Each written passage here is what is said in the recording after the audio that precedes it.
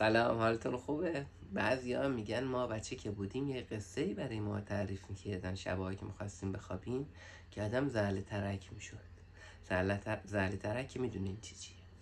من حالا قصه کلچ و قندر براتون تعریف میکنم، ببینین ترسناک اصلا. نه اتفاقا خیلی قشنگ، ترسناک نیست، خیلی قشنگ. کلچ و قندر یه آدم ساده و حلحلی بوده. حلحل که میدونین یعنی چی. که اتفاقا یه زنی میستونه که زنو خیلی عرقه بوده. عرقم حتما نمیدونین یعنی چی. این زنو روز اول کلچ و قندر بهش میگه زن پاش یه نهاری درست بکن، یه شامی درست بکن. میگه ما رسم نداریم تا هفته اول غذا درست بکنیم. بنده خدا خلاصه یه نون ماسی میخوره. هفته دوم میگه پاش درست بکن. میگه ما تو ماه اول خلاصه رسم نداریم غذا درست بکنیم. همجوری یه سالی شده بوده که کلچ و قندر زنو رسیده بوده که میدونین یعنی چی.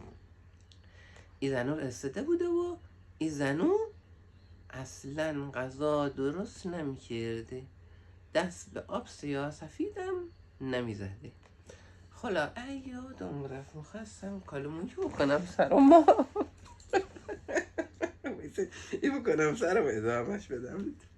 خب یادم رفت آقا ها کجا بودم؟ ها اینجا که دست به آب سیاه‌سفیدم نمیزد. یه سالی شده بود. خلاصه کلچ و قندر بنده خدا بعد یه سال میگه زن یه سال شده که من تو رو استدم تا غذا نپختی. زنو میگه قابلمه نداریم. میاد یه بهونه جور بکنه. میگه قابلمه نداریم. میگه قابلمه کو؟ میگه انداختم دور، اینا دیگه به دردم خورد. برو قابلمه بخر بیو تو من برات چی درست کنم، غذا درست کنم. مرد بدبخت از ایده به اوده راه میفته دنبال قابلمه. بالاخره میرسه به مرد قابلمه فروشی. قابلمه میگیره و میاره. دوباره راه میفته از ایده به اوده تا میرسه در خونه. زنش میگه کیه؟ میگه کلچ و قندرم. میگه خب بیا تو. میاد تو. میگه که خب این قابلمه خانم بشین غذا بپز، یه تیری بپز بسنیم سر سینم. میگه خب حالا قابلمه خریدی چقدر نمکش بکنم؟ یه بهونه میخواسته جور بکنه.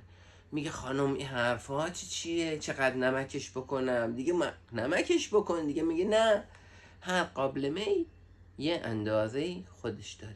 تو باید از قابلمه فروشی میپرسیدی چقدر باید نمکش بکنم. آقای بدبخت بیچاره کلچ و قندر بنده خدا راه میفته دوباره از ایده به اوده تا میرسه به قابلمه فروش. میگه آقا قابلمه فروش بله، این چقدر نمکش بکنم؟ میگه مرد حسابی چه سوالیه؟ یه مشت نیم مشت. میگه خب من حافظه ندارم، سوادم خب ندارم بنویسم. میگه از همینجا شروع کن بگو یه مشت نیم مشت تا برسی خونه. کلچ و قندر بیچاره شروع میکنه میگه یه مشت نیم مشت. روزهای اولی که میرسه ملت داشتن گندم میکاشتن. خوب میگیرن این بدبخت میزنن. میگه چرا میزنی؟ میگنش تو به ما داری میگی یه مشت بکاریم نیم مشت برداشت بکنیم. میگه نه والله هی میاد بگه من نمک و ایچی هم میگیزننش. میگه خب چی باید بگم؟ میگه باید بگی 1 دانه به 100 دانه، 1 دانه به 100 دانه. خلاصه سرتون درد نیارم همینجوری شروع میکنیم 1 دانه به 100 دانه، 1 دانه به 100 دانه. به روستای بعدی میرسه. میگن دوباره یه عده‌ای میرزن رو سر ایده بزن. حالا نزن کی بزن.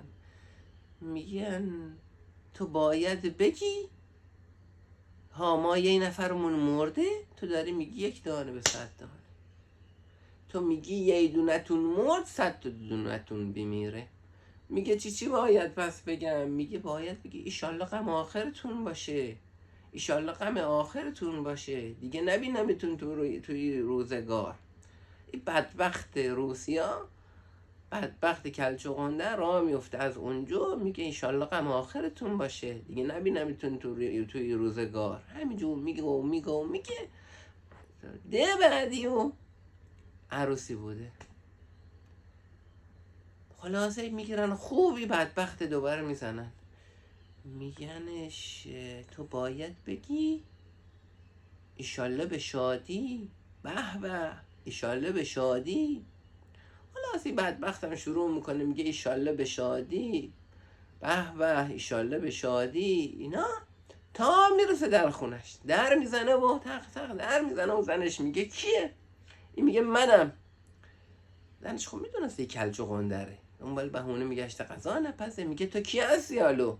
این بدبخت بیچاره از بس که چی کرده بوده، از بس که اسمای مختلف گفته بوده، در میاده میگه ایشالله به شادی.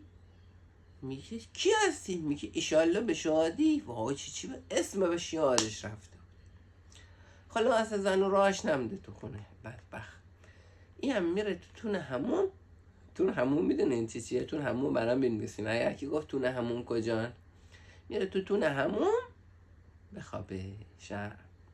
اونجا چغندر گذاشته بودن که بشه لبو. لبو نه ها، لبو. چغندر میذاشتن تو تون همون تا بشه لبو. خلاصه اونجا این همومیو فکر میکنه این اومده چغندر بدوزه. خب فکر میکنه اومده چغندر بدوزه، میزنتش همینجوری، میگه تو اومدی چغندر بدوزی. این که میگه اومدی چغندر بدوزی، کل چغندر یادش میاد، میگه یافتم کل چغندر، اسمم یادم اومد کل چغندر، یافتم کل چغندر. شما به من بگین استد یعنی چی؟ بلش کنین تون هموم یعنی چی؟ این پایان قسمت اول، پایان قسمت اول کل چغندر. نکنه ضبط نشده.